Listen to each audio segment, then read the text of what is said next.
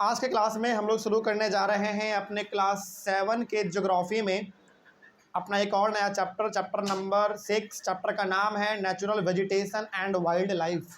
इसके पहले हम लोगों ने अपने क्लास 7 के ज्योग्राफी में 5 चैप्टर कंप्लीट कर रखा है। चैप्टर नंबर 1, 2, 3, 4 और 5। आज हम लोग अपने क्लास 7 के ज्योग्राफी के अंदर चैप्टर नंबर 6 स्टार्ट करने वाले हैं। चैप्टर का नाम है natural vegetation and wild life. इस चैप्टर को शुरू करने से पहले कुछ चीज़ों को पहले समझना बहुत ज़रूरी है, फिर आपको चैप्टर में समझ में आएगा ज़्यादा और आप समझ पाएंगे कि चैप्टर के अंदर हम लोगों को किन किन बातों को लेकर डिस्कस करना है। देखिए, चैप्टर के हेडिंग पे यदि आप ध्यान देंगे ना तो लिखा हुआ नेचुरल वेजिटेशन। नेचुरल वेजिटेशन का मतलब होता है बेसिकली पेड़ पौधा। क्या होता है? पेड़ पौधा। और वाइल्ड लाइफ का मतलब सिंपल सा हो गया जानवर, है ना। और चूंकि यहाँ पे वाइल्ड के बारे में बोल रहा है तो जंगली जानवर के बारे में बात होगा। और यहाँ पे नेचुरल वेजिटेशन का मतलब जंगल के बारे में बात हो रहा है। तो इस पूरे के पूरे चैप्टर में हम लोग बात करेंगे जंगलों के बारे में और जंगलों के अंदर जंगली जानवर जो रहते हैं उसके बारे में भी बात करेंगे, ठीक है ना। तो चैप्टर का जो नाम है उसका मतलब समझना है क्या है। चैप्टर का नाम है सिंपल सा natural vegetation and wild life. इसका सिंपल सा मतलब हुआ हम लोग इस पूरे चैप्टर में बात करेंगे अपने हरियाली चीज़ों के बारे में। हरियाली चीज़ों के बारे में मतलब हम लोग पेड़ पौधों के बारे में बात करेंगे, खास करके जंगल के बारे में बात करेंगे, ठीक ना। और दूसरा वाइल्ड लाइफ यानी कि जंगली जानवरों के बारे में भी बात करेंगे, ठीक है ना। तो आइए शुरू करते हैं अपना। पहले तो हम लोग इंट्रोडक्शन समझते हैं, अपने चैप्टर का क्या है इंट्रोडक्शन समझते हैं। तो समझ में आए चैप्टर में क्या पढ़ना है हम लोगों को? मतलब जंगली जानवरों के बारे में और हरे भरे जंगलों के बारे में पढ़ने वाले हैं। तो पहले इंट्रोडक्शन में क्या लिखा हुआ देखते हैं। सबसे पहला पॉइंट है the growth of vegetation depends on temperature and moisture. देखो, सिंपल सी बात यहाँ पे ये कहा जा रहा है कि वेजिटेशन का जो ग्रोथ है, वेजिटेशन का ग्रोथ मतलब जो पेड़ पौधा का जो ग्रोथ है। अच्छा, आपसे एक नॉर्मल सी हम बात पूछते हैं, पेड़ कोई भी पेड़ हो कहाँ पे उगेगा, कहाँ पे वो ग्रो करेगा? जहाँ पे उसको मिट्टी अच्छा मिले। केवल मिट्टी होना बड़ी बात है नहीं, अच्छा मिट्टी होना बड़ी बात है। जहाँ पे उसको मिट्टी मिले, जहाँ पे उसको अच्छा हवा मिले, जहाँ पे उसको अच्छे तरीके से पानी मिल जाए, है ना, जहाँ पे उसको सूरज की रोशनी मिल जाए यानी कि सनलाइट मिल जाए। तो जहाँ पे टेम्परेचर अच्छा रहेगा, टेम्परेचर मतलब सूरज की रोशनी पहुँचेगी। जहाँ पे मॉइस्चर मतलब जहाँ पे पानी होगा, वहाँ पे कोई भी प्रकार का पेड़ उग सकता है, ठीक है। लेकिन क्या केवल इतना ही चीज़ ज़रूरी है? नहीं, मिट्टी भी होना चाहिए भाई, हवा भी अच्छा होना चाहिए। तो जहाँ पे हवा, पानी, मिट्टी, सनलाइट ये सब होगा, वहाँ पे आप देखोगे घने घने जंगल पाए जाते हैं, ठीक ना। तो वही चीज़ यहाँ पे लिखा हुआ है कि the growth of vegetation depends on temperature and moisture. तो किसी प्रकार का वेजिटेशन मतलब जंगल ले लो, पेड़ पौधा ले लो, वो वहीं पे ग्रो करेगा जहाँ पे उसको सनलाइट मिले, पानी मिले, मिट्टी मिले, हवा मिले, अच्छा वहीं पे ग्रो करेगा। It also depends on factors like slope and thickness of soil, ठीक है। अब ये भी समझो। अब एक सवाल और है, क्या आप किसी भी प्रकार के पेड़ को कहीं भी उगा दोगे? बिल्कुल भी नहीं। जैसे एग्जाम्पल के तौर पे स्लोप वाला जो जगह होता है, स्लोप का मतलब जो ढलान वाला जगह होता है, एग्जाम्पल पहाड़ी इलाका, क्या वहाँ पे आप हर प्रकार का प्लांट को उगा सकते हैं? बिल्कुल भी नहीं। लेकिन आप पहाड़ी इलाके में जाओगे तो पहाड़ी इलाके में जहाँ पे बड़े बड़े पहाड़ होते हैं वहाँ पे भी पेड़ होते हैं, लेकिन आप देखना वहाँ पे ज़्यादातर 1-2 प्रकार का ही पेड़ आपको मिलेगा। मतलब पहाड़ी इलाका पे जो कि ढलान वाला ज़मीन होता है वहाँ पे आप हर प्रकार के पेड़ पौधे नहीं उगा सकते हैं। तो वही बात यहाँ पे कहा गया है कि जो पेड़ पौधों को लगाना है वो उस पर भी डिपेंड करेगा कि आप किस प्रकार के ज़मीन पे लगा रहे हैं। पहाड़ी ज़मीन पे लगाओगे तो ज़्यादा चांस है कि वो नहीं ग्रो करेगा, क्योंकि वो स्लोप है, थोड़ा सा भी बारिश आएगा पानी के साथ बह के नीचे चला जाएगा। लेकिन यदि आप प्लेन जगह पे लगाते हैं, प्लेन जगह मतलब जहाँ पे बिल्कुल ज़मीन एकदम प्लेन है, एक जैसा है, तो वहाँ पे ग्रो करने का चांस ज़्यादा रहेगा। एक चीज़ और है, क्या कम मिट्टी में आपका प्लांट उग पाएगा? कम मिट्टी में बिल्कुल भी नहीं। तो मिट्टी भी क्या होना चाहिए? मोटा होना चाहिए, मतलब मिट्टी का भी मात्रा ज़्यादा होना चाहिए। तो वही लिखा हुआ है, it also depends on factors like slope and thickness of soil. मतलब स्लोप मतलब ढलान वाला ज़मीन नहीं होना चाहिए, प्लेन ज़मीन होना चाहिए, और जो मिट्टी है वो मिट्टी पतला नहीं होना चाहिए, मिट्टी बहुत मोटा होना चाहिए। तो ओवरऑल कहने का मतलब यहाँ पे वही कहा जा रहा है कि आपको यदि कहीं पे पेड़ पौधा लगाना है, कहीं पे हरियाली लाना है, तो कुछ चीज़ों का होना आपके पास बहुत ज़रूरी है। पहला टेम्परेचर, मॉइस्चर यानी कि पानी, हवा, मिट्टी बहुत ज़्यादा होना चाहिए आपके पास। उसके बाद ज़मीन कैसा होना चाहिए, बिल्कुल प्लेन होना चाहिए, स्लोप वाला ज़मीन नहीं होना चाहिए। और जो हवा है वो हवा का क्वालिटी भी अच्छा होना चाहिए, मतलब वहाँ पे पॉल्यूशन वगैरह ज़्यादा ना रहे, तो वहाँ पे प्लांट हमारा अच्छी तरीके से ग्रो करेगा। आगे, the type and thickness of natural vegetation varies from place to place because of the variation in these factors. अब जरा देखो ध्यान से इस बात को समझना। एक मेरा आपसे सवाल है, जरा इसका बेसिक सा सवाल का जवाब देने का कोशिश करना आप लोग। मेरा सवाल ये है कि देखो यार, जंगल तो हर जगह पे है, जंगल हमारे इंडिया में भी है, जंगल अमेरिका में भी है, जंगल ऑस्ट्रेलिया में भी है, जंगल हर जगह पे है। लेकिन क्या हर जगह पे जो जंगल है उसका घनापन एक ही जैसा है या अलग अलग है? अलग अलग है। घनापन मतलब बहुत ज़्यादा पेड़ पौधा होना।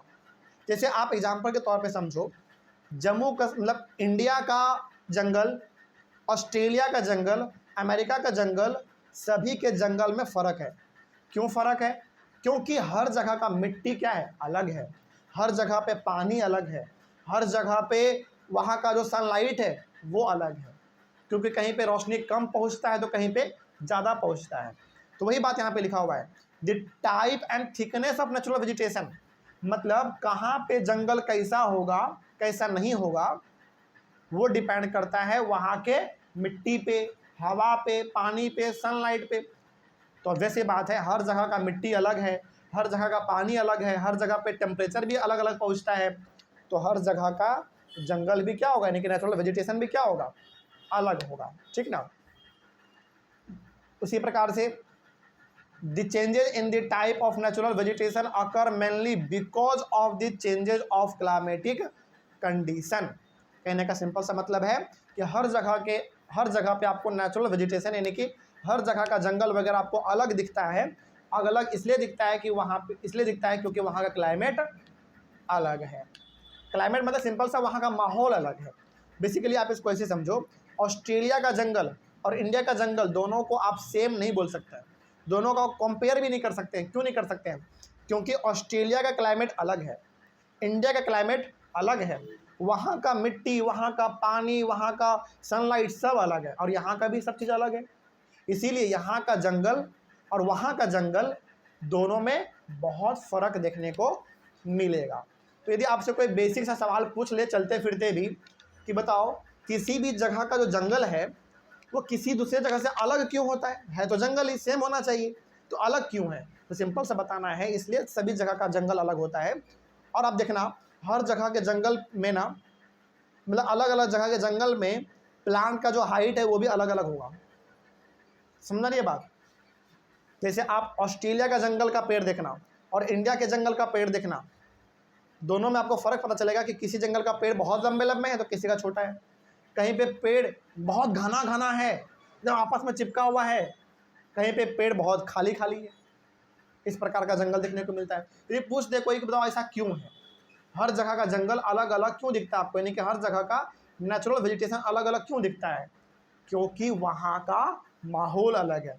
थोड़ा सा उसको और अच्छे से समझाना हो तो ऐसे समझाना कि वहाँ का मिट्टी अलग है, वहाँ का पानी अलग है, वहाँ का टेम्परेचर अलग है। इसके वजह से ही हर जगह का हमको नेचुरल वेजिटेशन अलग अलग देखने को मिलता है। ठीक ना, यही चीज़ है हमारा। अगला, natural vegetation is generally classified in 3 broad categories as follows. तो नेचुरल वेजिटेशन को, यानी कि जो हरियाली वाला चीज़ है, उसको 3 अलग अलग कैटेगरी में बांट रखा है। पहला जो हरियाली आपको देखने को मिलता है, सबसे ज़्यादा हरा भरा चीज़ कहाँ देखने को मिलता है?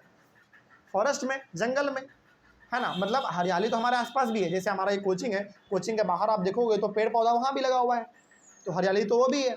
लेकिन सबसे ज़्यादा आपको हरियाली यानी कि सबसे ज़्यादा नेचुरल वेजिटेशन कहाँ देखने को मिलता है? जंगल में। तो पहला हमारा कैटेगरी हो गया नेचुरल वेजिटेशन का जंगल यानी कि फॉरेस्ट। देखते हैं इसके बारे में क्या लिखा हुआ है। जंगल के बारे में लिखा हुआ है पहला पॉइंट, एक मिनट, हाँ, पहला पॉइंट इसमें लिखा हुआ है फॉरेस्ट के बारे में, it grows where temperature and rainfall are plentiful. जंगल के बारे में ये कहा गया है कि जंगल बेसिकली आपको सबसे ज़्यादा वहाँ देखने को मिलेगा उस कंट्री में जिस कंट्री में टेम्परेचर ठीक रहता है, यानी कि सनलाइट ठीक ठाक होता है और वहाँ पे बरसात भी ठीक ठाक होता है। इसमें आप चाहें तो एक दो चीज़ और ऐड कर सकते हैं एक्स्ट्रा।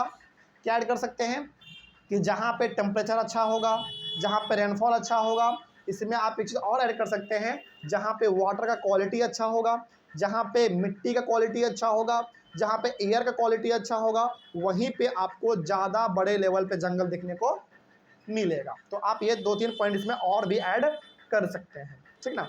हालांकि यहाँ पे केवल टेम्परेचर और रेनफॉल के बारे में ही बात हुआ है, लेकिन क्या आपको लगता है क्या जंगल को ग्रो करने के लिए केवल टेम्परेचर और रेनफॉल का ज़रूरत पड़ता है क्या? नहीं, अच्छा मिट्टी होना चाहिए, अच्छा पानी होना चाहिए, अच्छा हवा भी होना चाहिए। तो आप ये 3 पॉइंट इसमें ऐड कर सकते हैं, हवा को, पानी को और मिट्टी को, ये भी आप इसमें ऐड कर सकते हैं। अच्छा, पानी को ऐड मत करना, क्यों नहीं करना? क्योंकि यहाँ पर रेनफॉल के बारे में बात हो ही गया, तो पानी तो ऐसे भी हो गया हमारा, है ना। कहने का मतलब है कि हवा और मिट्टी का क्वालिटी, ये दोनों भी आप इसमें चाहो तो ऐड कर सकते हैं, ठीक ना। आगे बढ़ते हैं। अगला ग्रासलैंड। देखो, सबसे ज़्यादा हरियाली हमको देखने को मिलता है जंगल में, उसके बाद कहाँ देखने को मिलता है आपको हरियाली? ग्रासलैंड में। ग्रासलैंड का मतलब होता है ऐसा दूर दूर तक फैला हुआ जमीन जहाँ पे घास केवल आपको दिखेगा। इसमें देखो 2 वर्ड है, ग्रास लैंड। ग्रास का मतलब घास और लैंड का मतलब जमीन। मतलब किसका जमीन? घास वाला जमीन। जैसे आप पार्क में जाते हैं खेलने के लिए, तो आप क्या देखते हैं? जमीन है, उसके ऊपर घास उगा हुआ है, कितना अच्छा हरा भरा दिखता है आपको। स्टेडियम देख लो आप, जहाँ पे हमारा क्रिकेट मैच होता है, वहाँ पे भी घास होता है, छोटा छोटा घास होता है, लेकिन है कि नहीं। तो ग्रासलैंड का सिंपल सा मतलब होता है एकदम दूर तक फैला हुआ ऐसा जमीन जहाँ पे केवल आपको छोटा छोटा घास देखने को मिलेगा। हालांकि ग्रासलैंड में बड़े बड़े पेड़ नहीं होते हैं, लेकिन छोटा छोटा घास तो होता है, तो हरियाली तो वो भी है हमारा। इस तरीके से हम लोग ग्रासलैंड को भी किस कैटेगरी में रख सकते हैं? नेचुरल वेजिटेशन की कैटेगरी में रख सकते हैं। तो इसमें क्या लिखा हुआ है देखो, vast area covered with short grasses in areas of low rainfall. पहले तो आप समझो कि ग्रासलैंड कहाँ देखने को मिलेगा? जहाँ पे बरसात बहुत कम होता है। बहुत कम मतलब बहुत कम नहीं, लगभग ठीक ठाक होता है, क्योंकि यदि ज़्यादा भी बरसात हो जाएगा तो फिर वहाँ पे जंगल उग जाएगा, है कि नहीं। तो जहाँ पे बहुत बड़ा ज़मीन हो, वहाँ पे बरसात भी ठीक ठाक हो जाता हो, तो वहाँ पे आपको छोटे छोटे घास वाले मैदान देखने को मिलेंगे, उसी को हम लोग बोलते हैं ग्रासलैंड। एग्जाम्पल हो गया आपका पार्क, आपका स्टेडियम, ये सब किसका एग्जाम्पल है? ग्रासलैंड का एग्जाम्पल है। कोई दिक्कत इसमें? तो ग्रासलैंड का सिंपल सा मतलब क्या समझेंगे आप? यदि कोई पूछे तो ग्रासलैंड का सिंपल सा मतलब बताना है कि ऐसा दूर तक फैला हुआ जमीन जहाँ पे आपको छोटे छोटे घास देखने को मिलेंगे। और जनरली ग्रासलैंड कहाँ देखने को मिलता है? जहाँ पे बरसात थोड़ा कम होता है। कम मतलब बिल्कुल भी कम नहीं, ठीक ठाक, ठीक ना। आगे, it grows in the region of moderate rain. वही बात है जो हमने कहा कि ग्रासलैंड आपको जनरली वहाँ देखने को मिलता है जहाँ पे बरसात ना ही बहुत ज़्यादा होता हो, ना ही बहुत कम, मॉडरेट यानी कि बीच वाला, है ना, मिला जुला के काम चल जाए, बस इतना बरसात जहाँ पे होता है वहाँ पे ग्रासलैंड देखने को ज़्यादा मिलेगा। कोई दिक्कत इसमें? आगे बढ़ते हैं। अच्छा, एक बात बताइए, फॉरेस्ट में आपने क्या देखा? बड़े बड़े पेड़, एकदम लंबा लंबा पेड़, 2 मंजिला बिल्डिंग जितना बड़ा, 3 मंजिला बिल्डिंग जितना बड़ा, 4 मंजिला 5 मंजिला बिल्डिंग जितना बड़ा बड़ा पेड़ यहाँ पे देखने को मिलता है जंगल में। और ग्रासलैंड में क्या देखा आपने? बहुत छोटा छोटा एकदम बहुत छोटा छोटा घास। अब ग्रासलैंड हो गया बहुत छोटा घास यानी कि बहुत छोटे प्लांट, और फॉरेस्ट हो गया बहुत बड़ा। तो इन दोनों के बीच में जो मीडियम साइज वाले प्लांट हैं उसको हम लोग बोलते हैं श्रब्स। क्या बोलते हैं? श्रब्स। तो ध्यान रखना है, बहुत बड़ा बड़ा पेड़ आपको जंगल में मिलेगा, बहुत छोटा छोटा आपको पेड़ पौधा कहाँ मिलेगा? ग्रासलैंड में मिलेगा। और इसके बीच वाला ना ही बहुत बड़ा ना ही बहुत छोटा, वो कहाँ मिल जाएगा? श्रब्स में मिल जाएंगे। तो श्रब्स के बारे में क्या लिखा हुआ है देखो, it grows in the dry region. Dry region का मतलब हो गया जहाँ पे ज़्यादा बरसात नहीं होता है, वहाँ पे आपको श्रब्स देखने को मिलेगा। और श्रब्स का यदि मैं आपको एग्जांपल दूँ तो श्रब्स के एग्जांपल में क्या किया जाएगा पता है आपको? कैक्टस। कैक्टस भी बहुत छोटा नहीं होता है, बहुत बड़ा भी नहीं होता, वो मीडियम साइज का होता है। कैक्टस हो गया हमारा, फिर से लेमन ट्री हो गया, नींबू का पेड़ जो होता है, फिर से रोज प्लांट, रोज का प्लांट जो हो गया, फिर से तुलसी का भी पेड़ हो गया हमारा, इसी में आ जाएगा। उसी प्रकार से आप इसमें हिबिस्कस का जो फ्लावर होता है रेड कलर का, वो भी हो गया हमारा, जो कि मीडियम साइज के प्लांट होते हैं, नहीं बहुत बड़ा नहीं बहुत छोटा, उसको हम लोग श्रब्स के कैटेगरी में डालते हैं। तो ये जो आपने पढ़ा 3 कैटेगरी, फॉरेस्ट, ग्रासलैंड और श्रब्स, ये तीनों कैटेगरी किसका है? नेचुरल वेजिटेशन का है। मतलब सबसे ज़्यादा हरियाली हम लोगों को इस पृथ्वी पे इन्हीं तीनों जगह पे देखने को मिलता है। कोई दिक्कत इसमें? समझ में आया ये चीज़? तो ये था हमारे इस चैप्टर का इंट्रोडक्शन। नेक्स्ट हमारा जो फर्स्ट टॉपिक है अपने चैप्टर के अकॉर्डिंग, जो कि हम लोग डिस्कस करेंगे अपने अगले वाले क्लास में, वो होगा फॉरेस्ट के बारे में, ठीक है ना। तो मिलते हैं हम लोग अपने अगले क्लास में। अगले क्लास में डिस्कस करेंगे हम लोग अपना टॉपिक फॉरेस्ट। तब तक के लिए थैंक यू वेरी मच।